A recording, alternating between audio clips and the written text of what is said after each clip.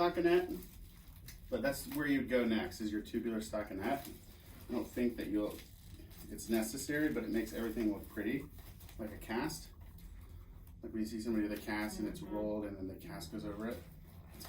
So you put the cream and the stockinette. So, but if you don't have stockinette, it's to your cotton layer. I think I'm gonna make him order some stockinette because I like the way that it looks. Tuba grip, like in that box, is not stockinette. Okay. It adds just enough compression that it's not. But if you ever need tuba grip to help hold stuff on, you can. Okay. All right. So, you ready? Oh yeah, I was already recording. Sorry. Okay. With his face? No, just I your took my shirt leg. off too, so it's like, you know, those like surgeons that like, anyway. I was too hot with my undershirt, so sorry about that.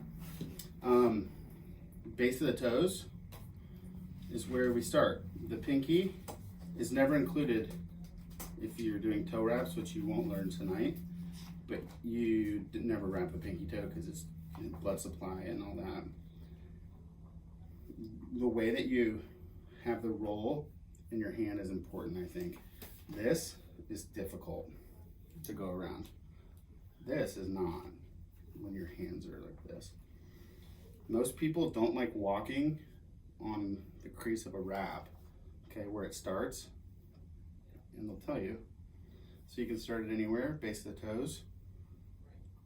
So this is anatomical position at a right angle as much as they can. And it's an important layer, but it's important for a couple reasons. It's padding bony prominences. So your ankles, right? Mm-hmm. Your metatarsal heads.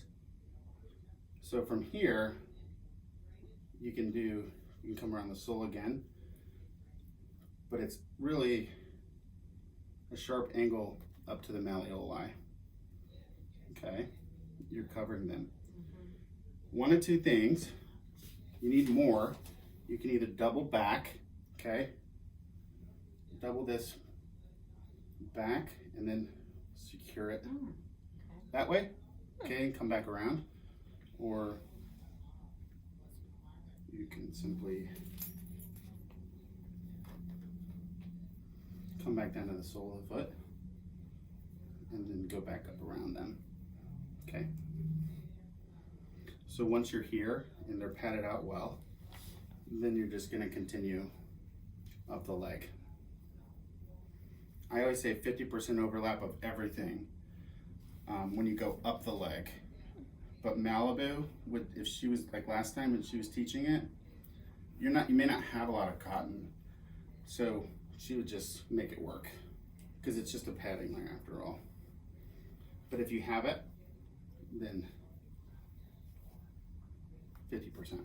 And then when you're at the popliteal fossa, you just bring it back down. I tuck. I never tape because it's easier.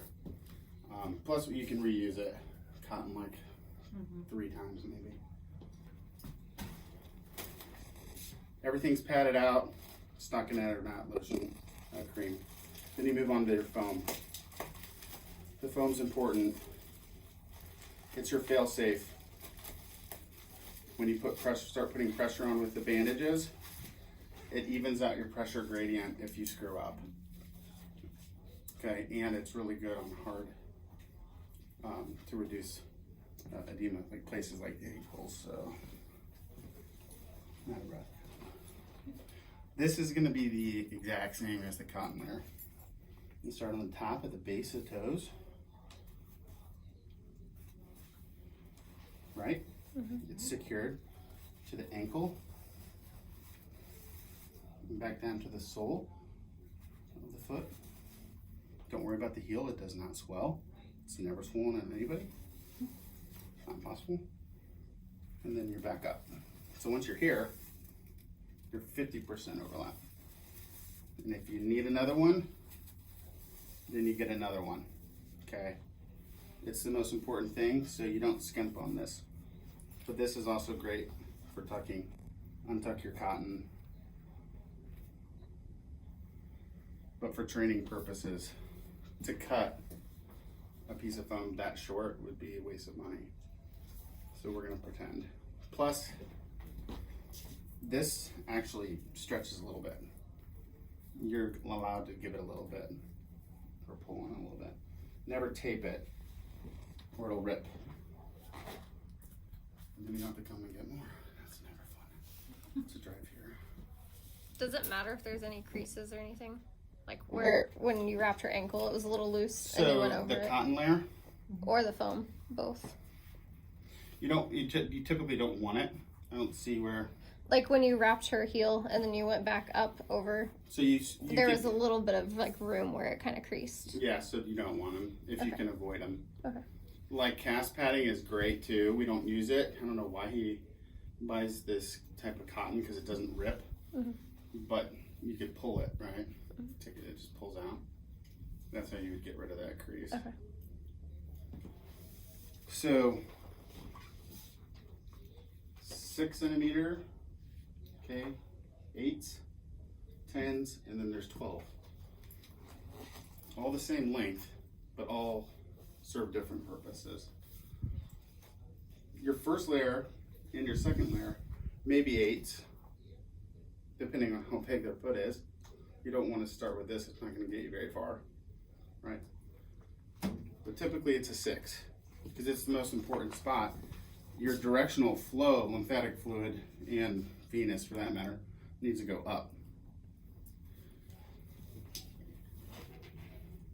Short stretch bandages, different than like an ACE wrap. You stretch to a certain point and stop. An ACE you can keep stretching. There's a difference. Very first layer is, again, the base of the toes. This is where your stockinette would look pretty, right? Because you can fold it up and without pulling on it at all, it's 3 times. I lost count so many times. I probably put 4 sometimes, 2 sometimes. But let's say that's 3. So 3 times around, right here. And then, at a right angle, you know, they're gonna have to help you. You can't put pressure. This is where you're gonna make your first pattern. It's a sharp angle around the Achilles and the ankle and malleoli, all the way around, back down. And you're gonna start to form with like 25% overlap of these. Around the ankle doesn't matter necessarily, but you're gonna start making this pattern. They're called chevron. So it's helping directional flow so that no edema is going retrograde. Okay. So 3 of them.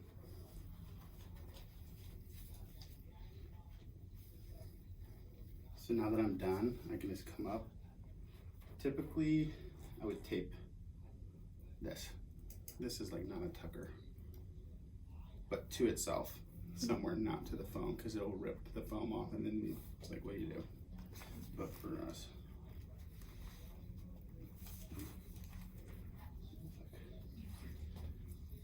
so it's number 1. When you see that pattern, you know you're doing something right. It's the top of the foot. It's very important in these patients because their feet swell. Sorry, did you Where you say 25% overlap or Like 75? 25. Well, okay, I see what you're saying. I guess It it is- just depends on which. You don't way want it to look at be Right. larger than these. Okay, so you want about 3/4 of it underneath Yeah. the next layer. Yeah. Okay.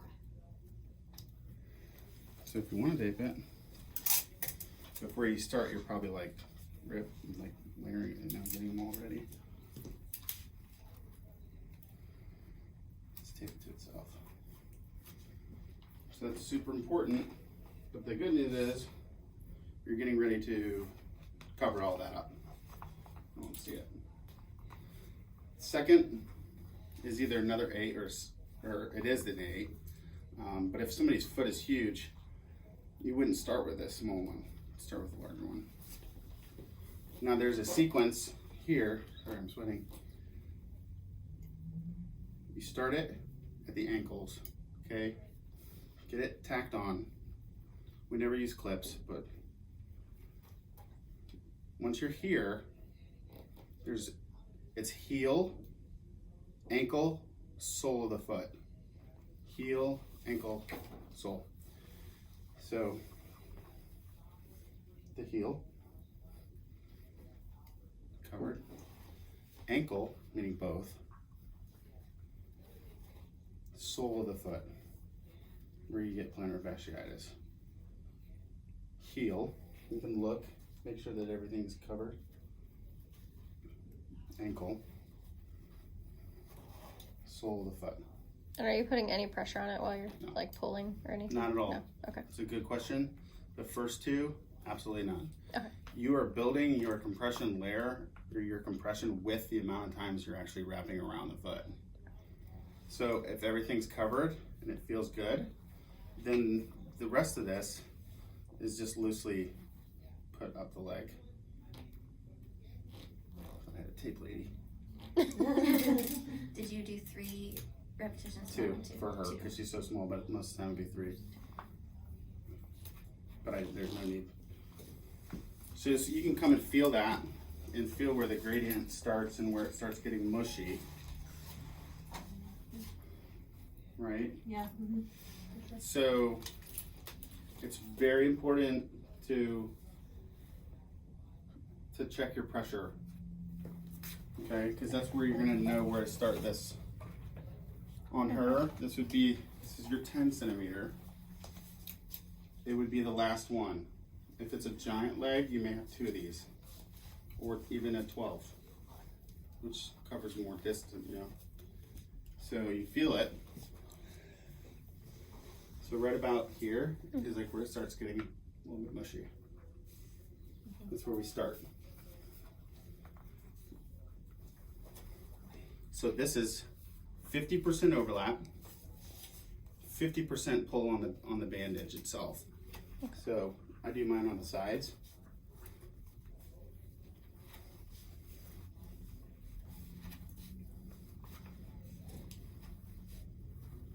Make sure you're up.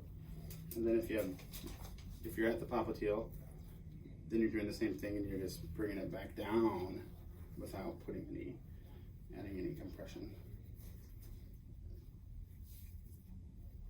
And taping it. You're done. So that's lower extremity wrap right there. If you need, if you feel it and you're like, they need more compression through here, you just find where it gets soft again and start another one to get they're really large up here and then waste the rest. So you can use as many as you need to. Yeah. So is this the treatment that they would be provided? Or? Yes. Okay. And then after we wrap their leg like that, we would be able to go. Like this is it. And then they keep this on for how long? Until you see them again. Next. So twice a week. But you can tell them to have it off before you get there. Yeah. So we're not doing anything. More importantly, because you'll have 2 sets. Mm-hmm. 2 sets of wraps. You may not want to have them take unless you set up shower days, because you'll want to see what your results are. Oh, that's true. Yeah. Some people There's get our measuring. yeah. Yeah. They fill up in a matter of seconds, and it's like, Okay. we need to see it. So we can ask them to wash them, but maybe not ask them to take them off and wash them beforehand.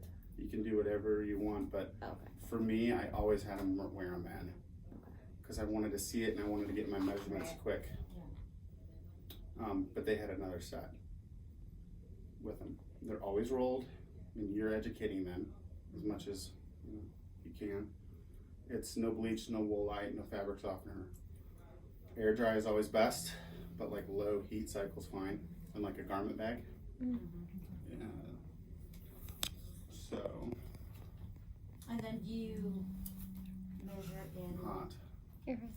very hot. Yeah, you're hot. You measure in. I went to my primary care doctor yesterday. I can't make this up.